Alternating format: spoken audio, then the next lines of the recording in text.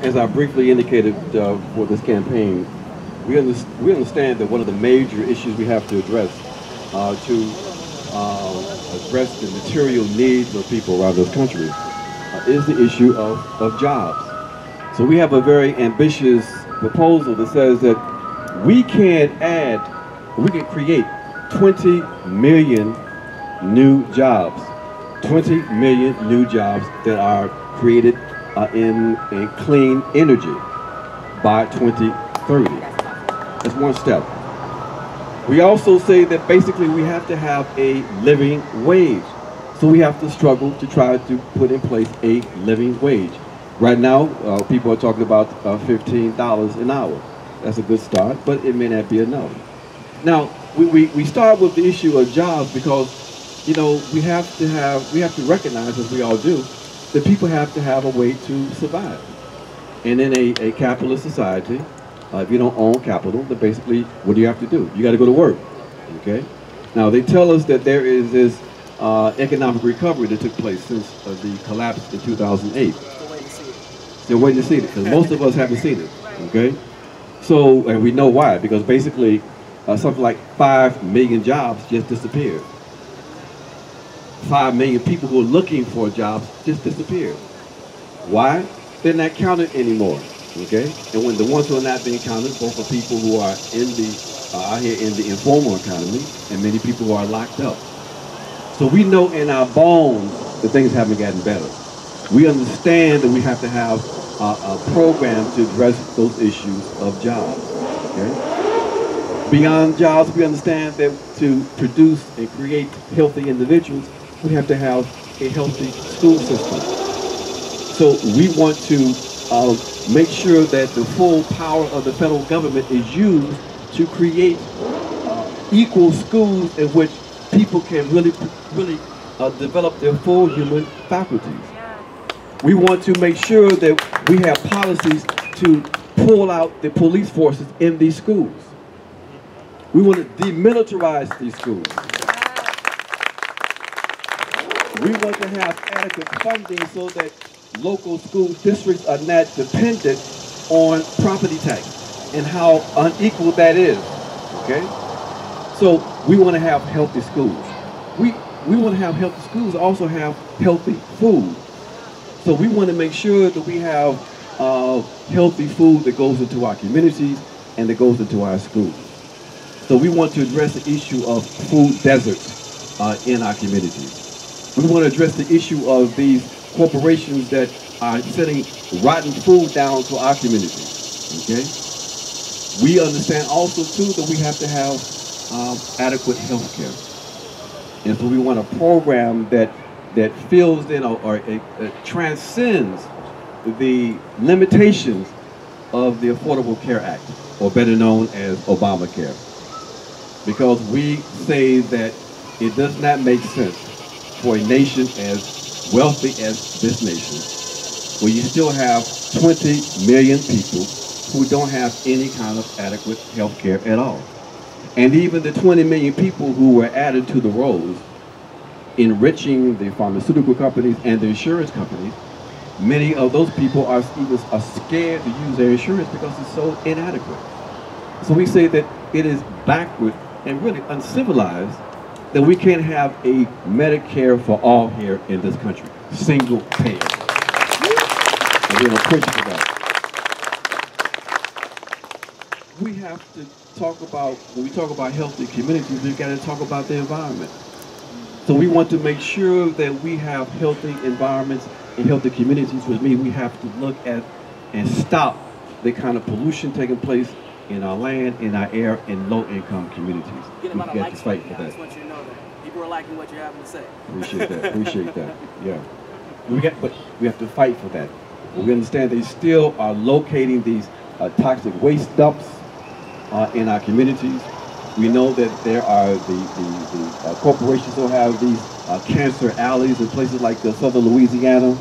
We know in our communities we have these astronomical rates of asthma.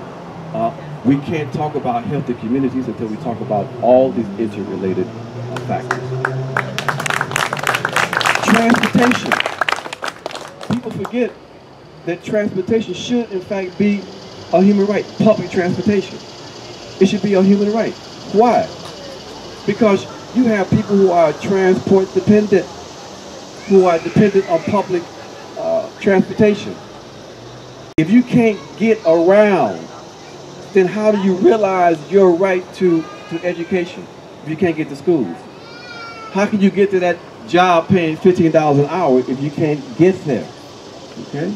How can you get to the hospital without public transportation? In Atlanta, Georgia, right now, they are attacking the MARTA system, the public transportation system in Atlanta, attempting to privatize it. And the first group of people that they identified to do this were people who needed it the most, people who had disabilities, who the only way they got around was through the local MARTA system, where they would have buses that come pick people up, take them to their doctor's appointments, take them to get food. They privatized that as the first step. We say that public transportation has to be a human right because it interconnects with all of our other human rights.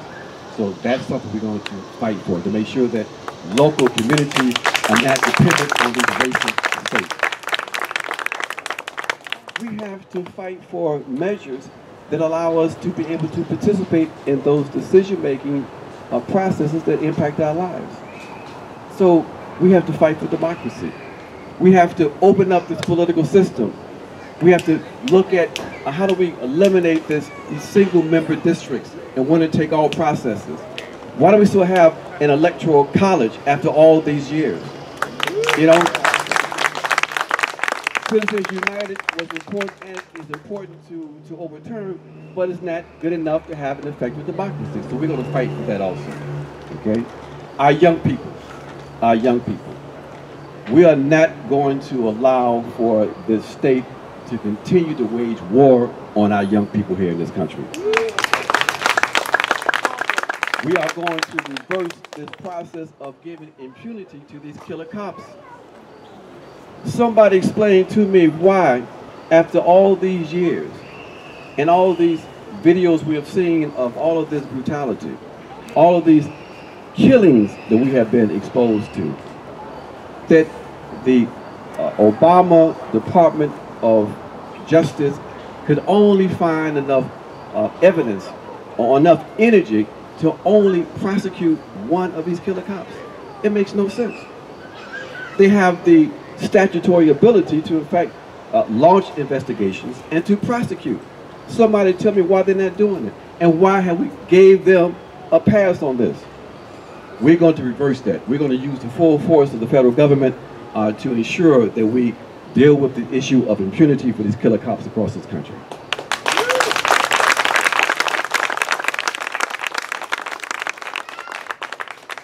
We cannot be a healthy and sane community and country while allowing for the continuation of a strategy of permanent war. We are going to struggle to make sure that we have relations with other nations that are based on equality, that are based on an adherence to international law. We are not going to allow for our precious resources and the lives of our people to be squandered in pursuing wars that only benefit the billionaire club here in this country and in the West. We're going to stop that. Okay?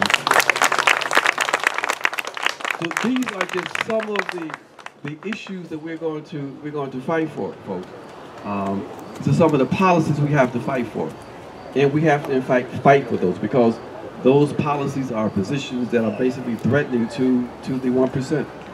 They want us to be so unconscious and backward that we support these permanent wars, that we are prepared to go and re-invade Iraq, that we're going to continue to allow for U.S. allies to provide support to right-wing forces in Syria, that we don't understand and we're not following the fact that they have a program in Africa, in AFRICOM, which is their military structure that is invading the entire continent, and every place that it goes, we find that there is an uptick in jihadist activity.